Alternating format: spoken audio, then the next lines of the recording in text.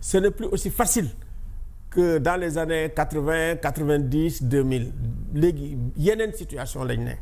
donc yooyu yëpp la ñu war a xoolaat pour waxtaane enseignement supérieur surtout waxtaane enseignement supérieur parce que tey li ñuy wax les technologies cognitives ak l'intelligence artificielle et la révolution numérique dina am temps boo xam ne soxlawuñu sax ay murs pour defar ay infrastructure université sax day changer te loolu boo demee nga xool université européenne yi ak université américaine yi commencé nañ changer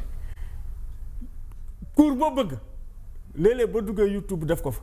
tous les cours par exemple du collège naka ma lañ koy wax du collège de France boo demee thème boo xam boo bëgg rek mu nga fa da nga nekk sa télévision tëdd ubbi toute la documentation boo xam ne bëgg nga ko ci université yi man dama daan comment dire jàng Jacobson jàng kii mais après ma dugal Jacobson mu génne ma muy def cours xaw ma université de Yale la xaw ma man pour la première fois ma gis Jacobson voilà ça muy def cours livre bi rek laa doon lire donc jamono dafa changé jamono bu changé nag su fekkee ne ñun bëgg nañu avancer université sax moo war a tax ñuy avancer waaw université ak borom xam-xam ñoo naan université 2050 nan la war a mel ñu commencé di ko waxtaane liggéey yi nga xam ne war nañ am 2050 parce que dafay changer de liggéey 2050 yi parce que tey intelligence artificielle lu muy def dans tous les domaines nag mais mun nga ñëw jël domaine médecine avancé nañ ci domaine éducation avancé nañ ci mais bés bu ñu ñëwee ci domaine njàng mi te tey problème kii philosophe yi nekk en Europe ils ont des problèmes avec leurs étudiants. waaw ak notre intelligence ChatGPT. waaw donc yooyu yëpp. ñun war nañ ko xool étudier ko dem ci kanam maintenant. oui lii nga xam ne mooy bourse yi tey gis naa ni quand même y a des progrès yoo xam ni état bi def na ko. ak proposition yu mu leen defar 3 milliards yi dans le contexte difficile je pense que il faut ñu waxtaan ak étudiants yi jàpp ci loolu en attendant ñuy dem ndànk-ndànk parce que réew mi quand même ku ne da cee war a jàpp pour que vraiment ñu dal pour que vraiment ñu am stabilité ñu gën a mën a waxtaan et puis ensemble ñu seet nan la ñuy génne ci crise yi ñu ne ci jafe-jafe ñu ne jafe-jafe yi àdduna bi yëpp la bés bu ne nga dégg ñu ne coup d'état fii coup d'état fa ku xalaat moo xalaatoon coup d'état beneen kenn xalaatu ko woon kon nag ñun ci suñu bopp dañu war a jël ci leçon ci loolu sax pour dire que attention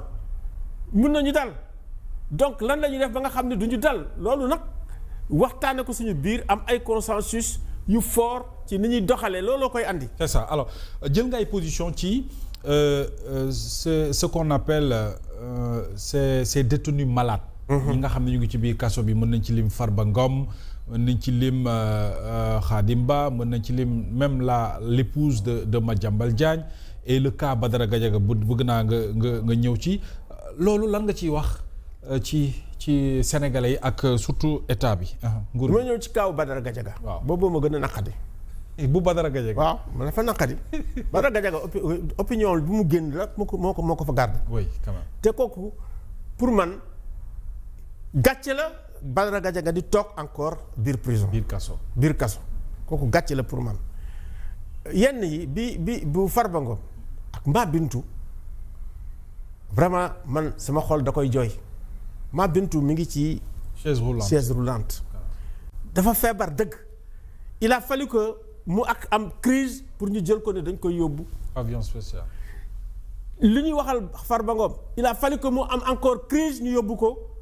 fii nga xam ne mooy Wakam hôpital Wakam mais quand même mais dama ne mais ñit ñi war nañ am xol parce que en réalité ça veut dire que leur vie est en danger. Absolument. te suñu biir constitution dañu ne la vie humaine est sacrée. Tout à fait. mais su fekkee ne sax ñëw ñii da nga leen bëgg juger mais da nga leen di faj. waaw da nga leen di faj ñu dund taxaw ñëw nga juger leen. waaw loolu rek la ñuy laajte. noonu la war a ça veut dire que bu fekkee ne sax ñun dañuy utiliser seulement loo xam ne kii mooy la raison looloo tax dañ lay faj ba nga wér ñu juger la bu ñu lay tëj ñu tëj la mais tout de même ku feebar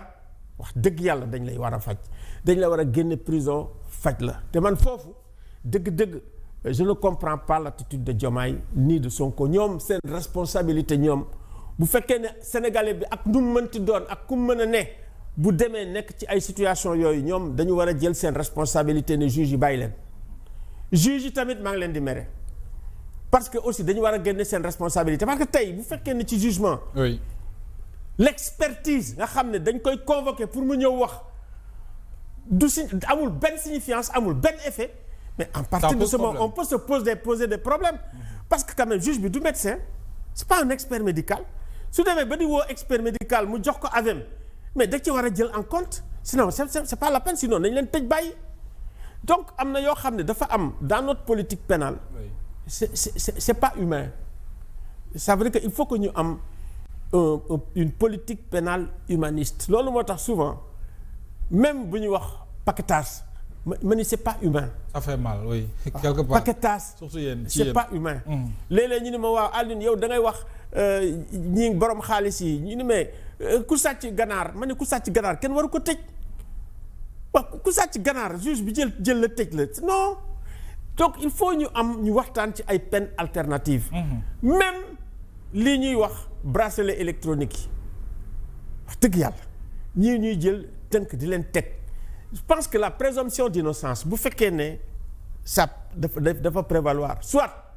ñu xam ne am nga ay vraiment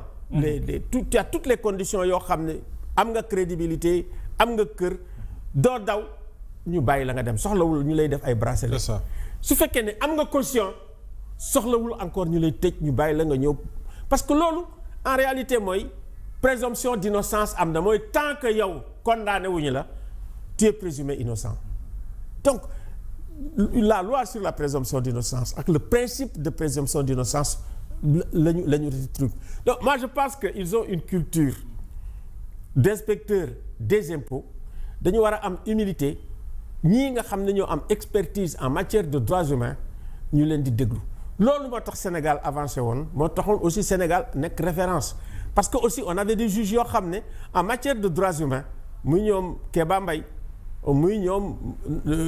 naka laa koy Youssoufa Ndiaye muy ñeneen ak ñeneen de grands juges yooyu ñëpp boo demee ci organu Nations Unies yi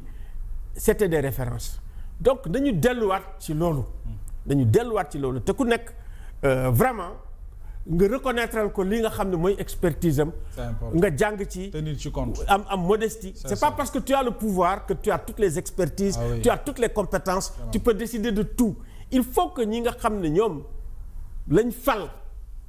ñu xam ne ñi nga xam ne ñoom la ñuy gouverner gënuñu leen. alors encore waxaat nga. gënuñu leen nañ leen respecter. c'est important. waaw. l'histoire d'Alioune Tine et les militants de Pastef j'en rigole parce que bon peut-être ñun démb fii la ñu fekk ak taxawaay